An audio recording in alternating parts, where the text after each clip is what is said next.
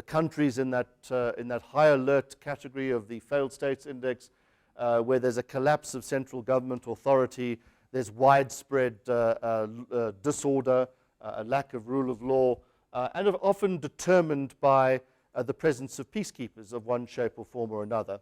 A country could, I think, more or less be said to have failed, or fragility have morphed into failure when there's a presence of peacekeepers.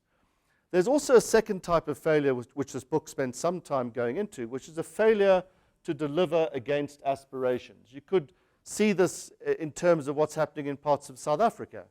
You could see this as part of the motivations behind the Arab Spring. This is a picture from Tahrir Square back in February 2011. And you know, this groundswell, this huge underbelly of young people frustrated by their lack of opportunity, yet their expectations and aspirations informed by the outside world. And then I think there's a third type of failure, again, which the book goes into in some detail, which is when you have a facade of democracy, but you lack the inner stuffings. When democratic processes are not consolidated, when things appear to be democratic in the way that they work, but they don't work in effect like that. Why is this important?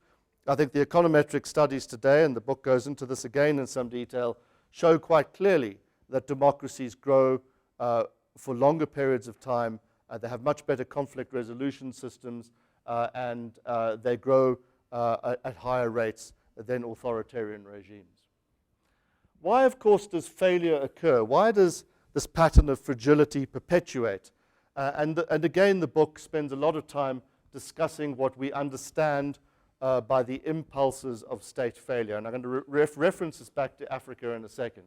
And I think fundamentally there are three major impulses. The first is what I describe as a societal or society-based impulse, where the country can be cut across different fault lines, for example, whether these be religious or ethnic or otherwise racially based, for example, where often you have structures which are very hierarchical, they're very patrilineal, for example.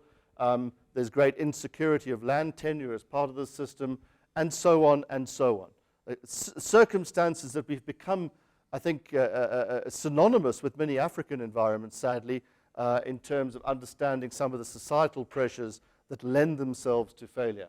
One I would point out here, if this thing works, is this issue of a zero-sum culture. All too often in the countries that I have studied as part of this book, there's a very mercantilist view of the world. There's a very zero-sum view of local environments in terms of development. There's not this notion that you're building a bigger cake, a bigger pie, and you're trying to get the same size slice of something larger. It's very much a zero-sum mentality that goes with this. If you have something, I don't have it. If the world trades with us more, we are losing out in this process. And that is, I think, a feature of failure by and large. A second driver is the absence or the presence of certain types of governance, where you have very weak institutions, where leadership is rent-seeking, which conducts its way. There's lots of corruption around, of course, very limited systems of accountability, very personalized rather than institutionalized. There's a very limited revenue base, for example, where corruption becomes the order, the system that kind of makes the environment work. Those are the oil that makes the system grind forward. And there's a lack of an overall vision, a low overall ability, to execute against vision. Many of these countries have fantastic sounding plans, Vision 2030s, Vision 2025s, national development plans, should I even mention it? And there's a constant inability to execute against such visions. And the third aspect I would highlight is that of the economy. Again, many of these features are similar. There's a degree of overlap here, but often these can be pre-market or rural based. South Sudan would be a pre-market economy, what anthropologists refer to as a segmentary lineage society, very pastorally based, no value to land, very much introverted, keeps to itself in terms of its own communal existence. There's subsistence land use in this area. There's very low population density, doesn't lend itself to economies of scale and providing infrastructure. often a very high dependency on natural resources, and so on and so on. Very limited institutional systems, both in the private sector and overall characterized by very low growth and a very limited private sector.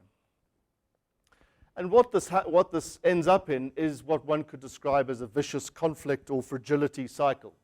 At the top, and you could insert these anywhere, you have institutional weakness, plus high population rates, very short-termist mentality, only interested in your local narrow-based groups, a failure to invest in long-term education and other systems of government.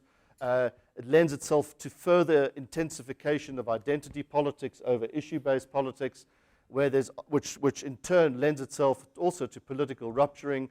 There's widening corruption in this environment to keep these oils going. The private sector is very isolated or preyed upon in this environment.